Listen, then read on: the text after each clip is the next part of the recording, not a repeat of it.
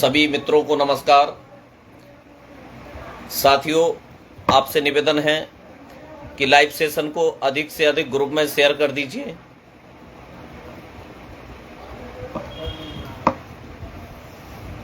Live session को अधिक से अधिक ग्रुप में शेयर कर दीजिए।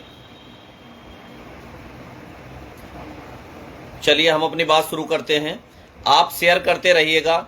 जैसा कि साथियों आप लोग समझ रहे हैं, आप लोग जान चुके हैं कि 25 अप्रैल को एक अहम सुनवाई माननीय उच्च न्यायालय में होने जा रही है, जिस पर हमारा भविष्य अटका हुआ है। आप लोगों ने देखा होगा कि पहले भी हम लोग बार बार सभी को बता रहे थे कि जो भी होगा माननीय उच्च न्यायालय से होगा, क्योंकि माननीय न्यायालय ने कह रखा है कि 69,000 से एक भी पद अधिक नहीं दिया जा सकता। ऐसे में अधिकारी लोगों का यह कहना है कि हम खुद असमंजस की स्थिति में हैं और अब माननीय उच्च न्यायालय का जो भी आदेश आएगा, चाहे वो कोई भी हो, हम उस आदेश का पालन करते हुए आप लोगों को नियुक्ति प्रदान करेंगे। क्योंकि आप लोग ये भी बेहतर जानते हैं कि सरकार की ओर से माननीय एजी महोदय जी कोर्ट में पहले ही इस बात को स्वीकार चुके हैं कि आरक्षण विसंगति के कारण यह लोग बाहर हो गए थे और इन लोगों को नियुक्ति मिल जानी चाहिए थी, लेकिन इन लोगों को नियुक्ति नहीं मिली है। तो अब वहां पर जो हमारा मामला चल रहा है, उस मामले में हम लोगों को खुल करके एक बेहतर प्रयास के साथ माननीय उच्च न्यायालय में अपनी लड़ाई को लड़ना होगा। आयोग लीगल टीम पिछले समय से कोर्ट में अपना बेहतर प्रयास कर रही है। जैसा कि आप लोगों ने देखा है और जाना भी है कि हम लोग डबल बेंच भी गए। आप लोग भले ही ना समझें इस बात को कि डबल बेंच से कोई फायदा हुआ या नहीं हुआ, लेकिन जब आप डबल बेंच के ऑर्डर को पढ़ेंगे तो डबल बेंच के ऑर्डर में यह साफ लिखा है, सिंगल बेंच को निर्देशित किया गया है कि जल्द से जल्द 13-156 और इस मामले का निस्तारण होना चाहिए। आप लोगों में से कई लोग ये बात नहीं समझते होंगे, नहीं जानते होंगे कि 13-156 का मामला आरक्षण केस था और ये लगभग 2 साल से माननीय उच्च न्यायालय में सिंगल बेंच में चल रहा है। अब तक उसमें बहुत बेहतर सुनवाई बहस भी शुरू नहीं हो पाई थी। वो तो बहुत अच्छी बात है कि राष्ट्रीय पिछड़ा वर्ग आयोग से जीतकर हम लोग आ गए और वहां पर हमारे आंदोलनरत अभ्यर्थियों द्वारा ये चयन सूची हमें प्राप्त हो गई। तो ऐसे में भारती सिंह पटेल द्वारा उस सूची को चैलेंज करके हम लोगों की नियुक्ति में बाधा डाली गई और उसके बाद वो 13-156 में टैग हो गई। 13-156 को सॉल्व कराना हम लोगों की नियुक्ति के लिए और उसके प्रति सहयोग करना हमारा नैतिक दायित्व है, क्योंकि हमारा भविष्य इस पर टिका पड़ा है। मैं एक बात आपको और बता देना चाहता हूं। हम लोग अभी पिछले समय में बहुत ज्यादा लाइव वगैरह नहीं आ रहे थे। उसका कारण यह था कि हम सभी लोग बेहतर तरीके से यह चाहते थे कि आंदोलन हो और उस आंदोलन का एक नैतिक दबाव सरकार पर पड़े, जिससे कि सरकार बेहतर सुनवाई करा के अपनी ओर से इस पेचीदे मामले को निकाले और हम लोगों को नियुक्ति प्रदान करे। जिस तरह से आप लोग समझ रहे हैं और जानते हैं, बहुत ही झूठे झूठे आरोप हम लोगों पर लगाए गए जिनका कोई भी अस्तित्व नहीं। आप ये भी समझते हैं कि हम लोगों से भी बहुत बेहतर बोलना आता है और झूठे आरोप हम भी लगा सकते हैं, लेकिन हमारी परवरिश इस प्रकार की नहीं है कि अपने मुंह से कोई भी गंदे शब्द यूज करें। हम लोगों ने शांत रहकर सिर्फ पोस्ट के माध्यम से उस सफाई को पेश किया और काफी लोगों ने इस बात को स्वीकारा भी और वो समझ भी रहे कि किस व्यक्ति की प्रवृत्ति किस प्रकार की है, किस प्रवृत्ति का व्यक्ति क्या चीजें कर सकता है, क्या चीजें नहीं कर सकता। चलिए मैं इस बात को अब यहीं रोकता हूं। अब जैसा कि आप समझ रहे हैं, आप बहुत बेहतर तरीके से जान रहे हैं कि 25 अप्रैल को एक सुनवाई है। अच्छा हाँ, एक बात मैं आपको और बताना चाहूंगा। संदीप दीक्षित जी के लिए लोग तरह तरह की बात करते हैं कि माननीय संदीप दीक्षित जी ने क्या किया। संदीप दीक्षित जी, प्रदीप भाई, मैं और भाई अंशुमान जी, हम लोग जब बैठकर के वहां पर बात कर रहे थे तो उन्हें हमने सब चीजें बताई कि लगभग सर 84 याचिकाएं इसमें मर्ज हो चुकी हैं।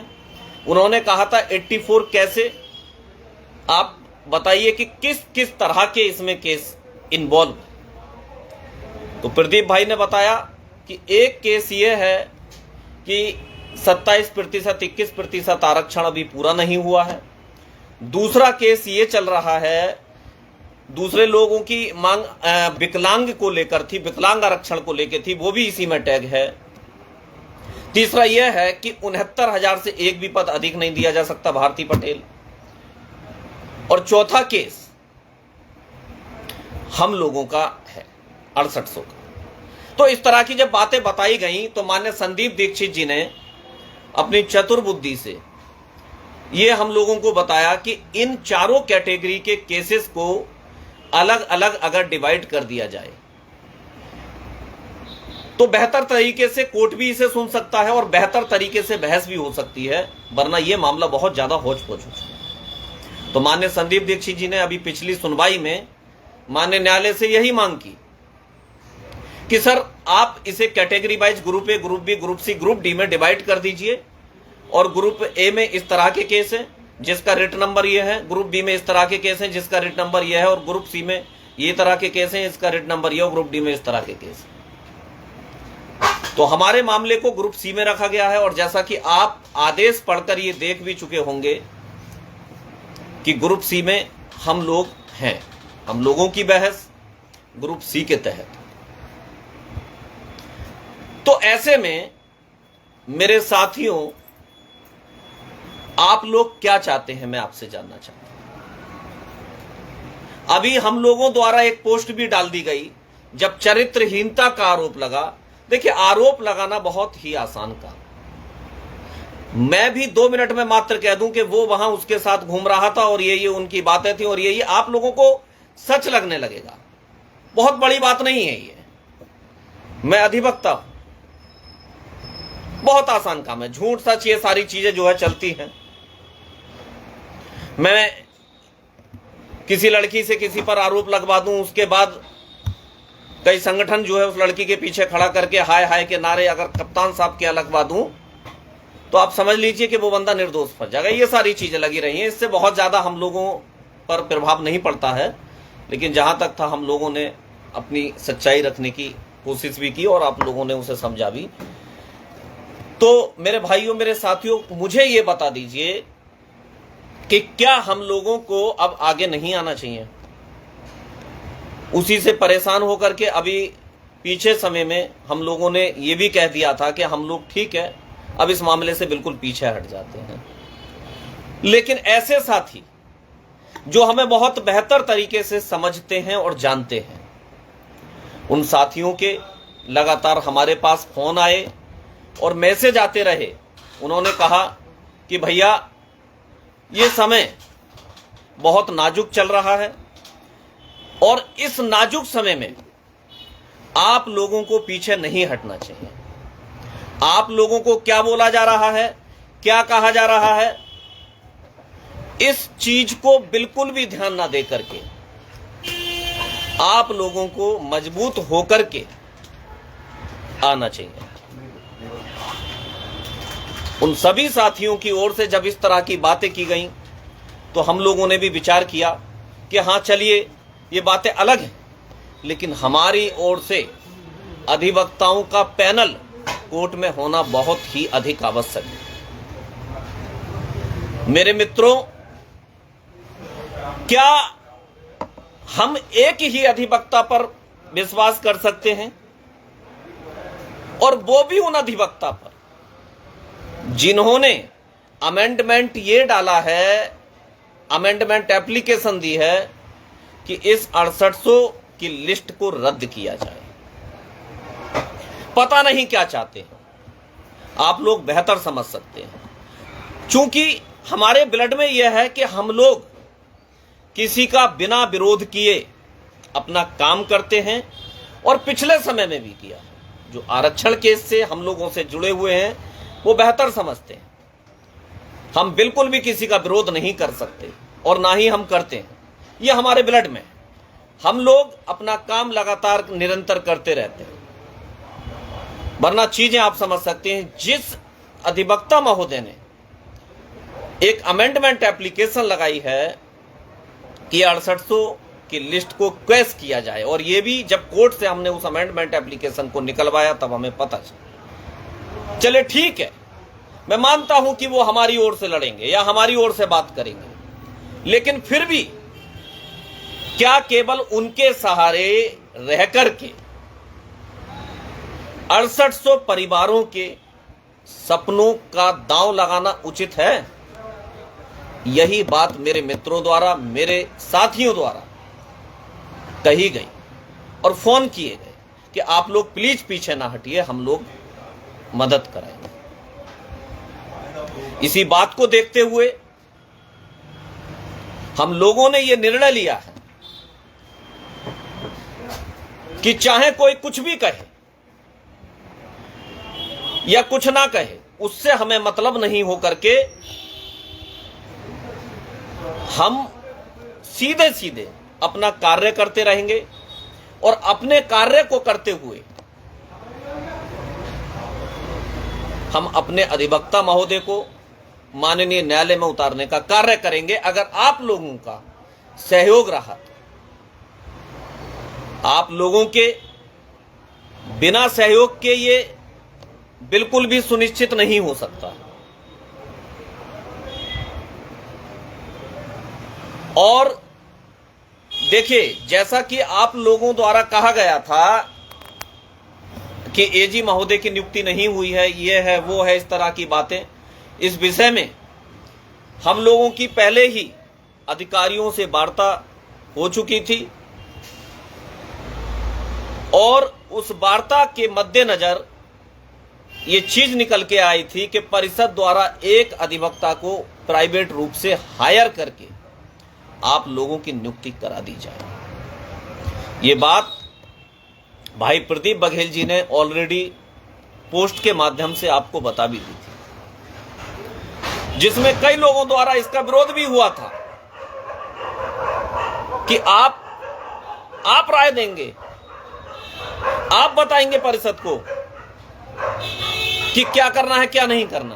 मैंने कहा ठीक है, आप जो भी समझे, लेकिन हमें अपना कार्य करना, और वो सारी चीजें आप लोग देख भी चुके हैं।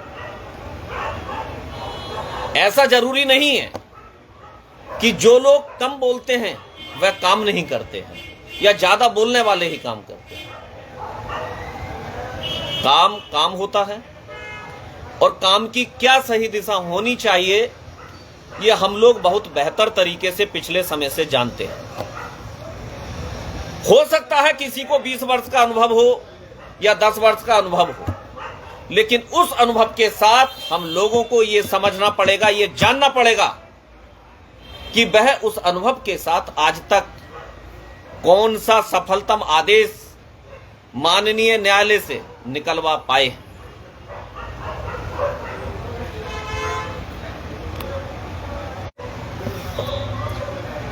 इन्हीं बातों के साथ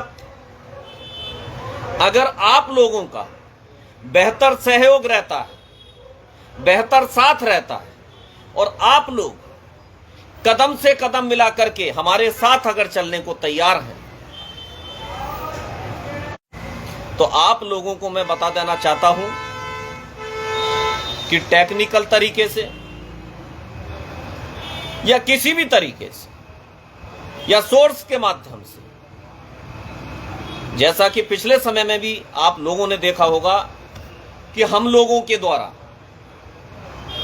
जो लोग आरक्षण केस पे जुड़े हुए हैं वो बहुत बेहतर तरीके से जानते हैं, ओबीसी समाज के जितने भी बड़े स्तर के राजनेता थे उन सभी को एक करके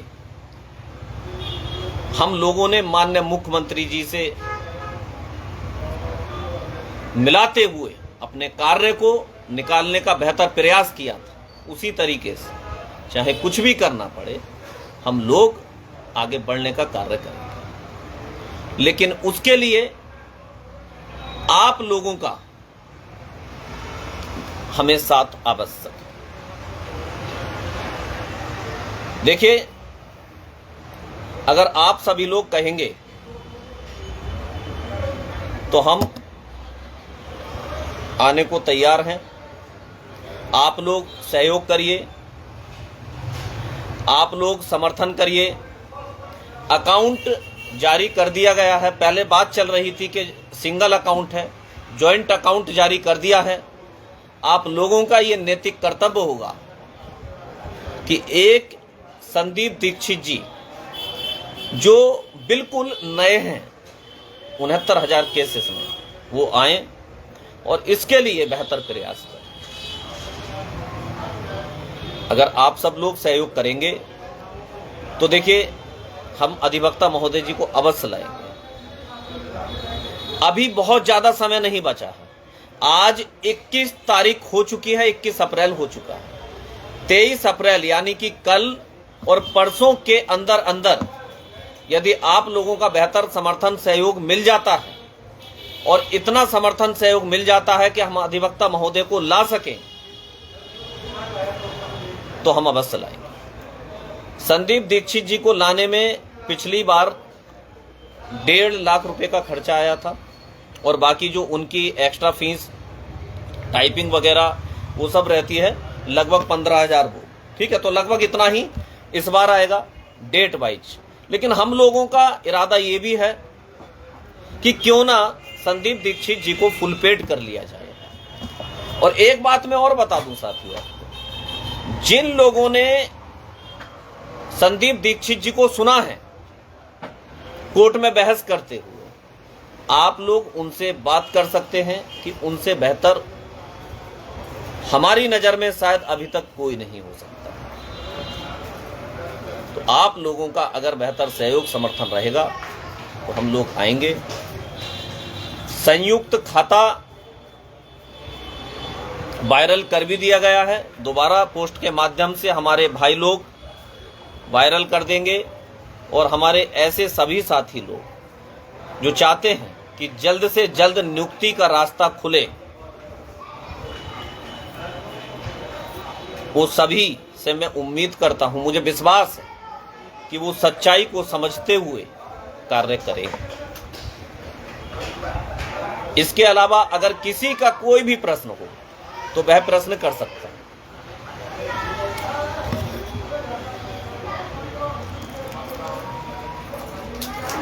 पुष्पेंद्र यादव जी, बहुत बहुत आपका धन्यवाद, आभार। दयाशंकर जी धन्यवाद।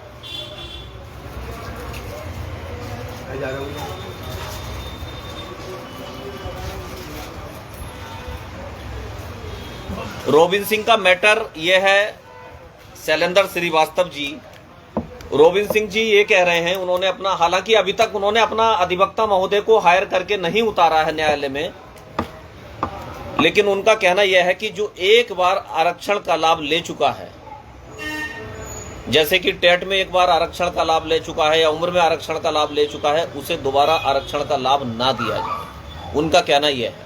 लेकिन उसके अगेंस्ट में हमारे पास ऑर्डर हैं, उन ऑर्डर्स को हम लगाएंगे। हालांकि गवर्नमेंट ने अभी उस पर कोई भी काउंटर नहीं लगाया है,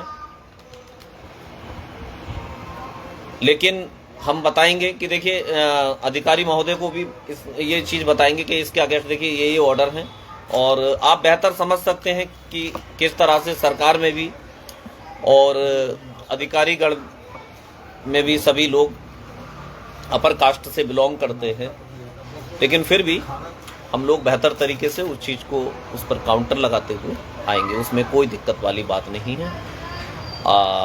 राम सुयश जी बहुत बहुत धन्यवाद। कोई भी किसी का प्रश्न हो तो वह प्रश्न कर सकता है। सुशीला जी, ये डिपेंड करेगा कि कोर्ट में हम किस तरह कैसी बेहतर पैरवी कर रहे हैं, ये उस पर डिपेंड करेगा।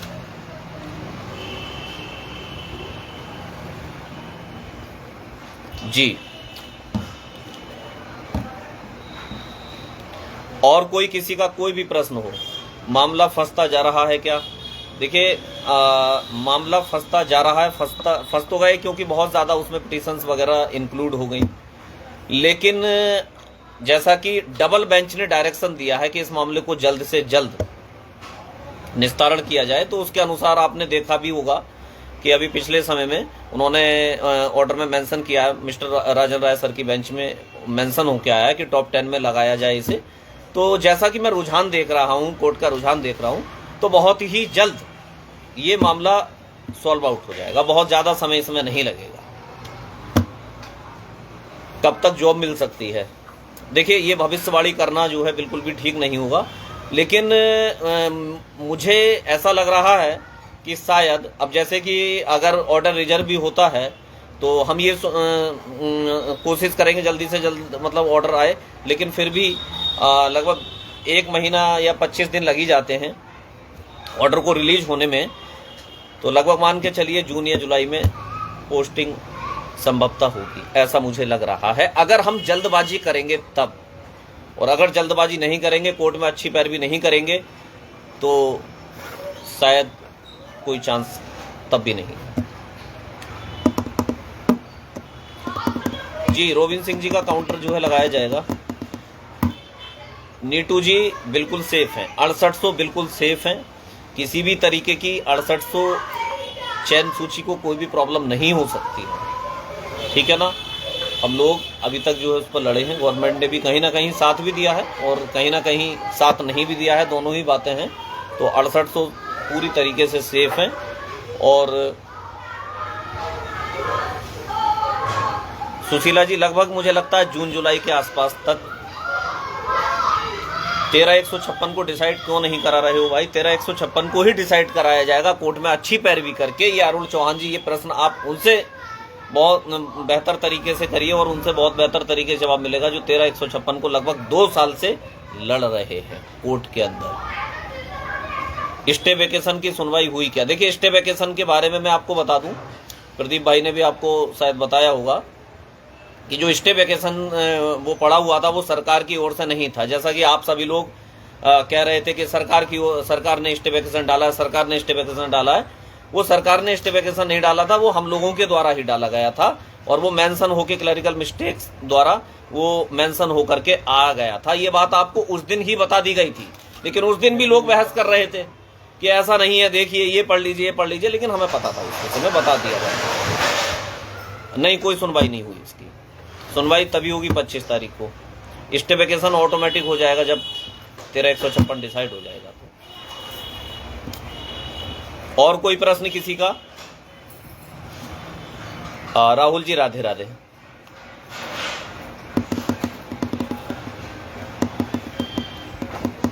किसी का और कोई प्रश्न? चलिए, इसी के साथ मैं अपनी वाणी को विराम देता हूं। जय ओबीसी समाज। जय हिंद, जय भारत।